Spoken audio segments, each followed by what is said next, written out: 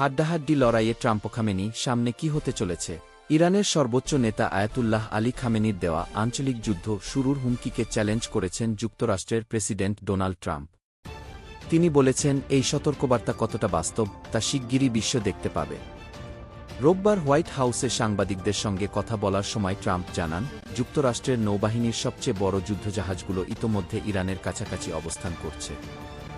একই সঙ্গে তিনি তেহরানকে তাদের পারমাণবিক কর্মসূচি নিয়ে দ্রুত চুক্তিতে পৌঁছানোর আহ্বান জানান। এর আগে আয়াতুল্লাহ খামেনি বলেন, যুক্তরাষ্ট্রের যেকোনো হামলার বিরুদ্ধে ইরান কঠোরভাবে প্রতিরোধ গড়ে তুলবে। তিনি ইরানের তেল, গ্যাস ও খনিজ সম্পদ এবং ভৌগোলিক অবস্থানের কথা উল্লেখ করে অভিযোগ করেন, যুক্তরাষ্ট্র এই অঞ্চলে আধিপত্য বিস্তার করতে চায়। এই বক্তব্যের মধ্যেই ট্রাম্প প্রশাসন ইরানের সঙ্গে সরাসরি আলোচনার কথা বিবেচনা করছে বলে বিভিন্ন গণমাধ্যমে খবর প্রকাশিত হয়েছে। তুরস্ক, মিসর ও কাতারের উদ্যোগে আগামী সপ্তাহে আঙ্কারায় বৈঠক আয়োজনের প্রস্তুতিও চলছে বলে জানা গেছে। এদিকে ট্রাম্প একাধিকবার ইরানের বিরুদ্ধে সামরিক পদক্ষেপের হুমকি দিয়া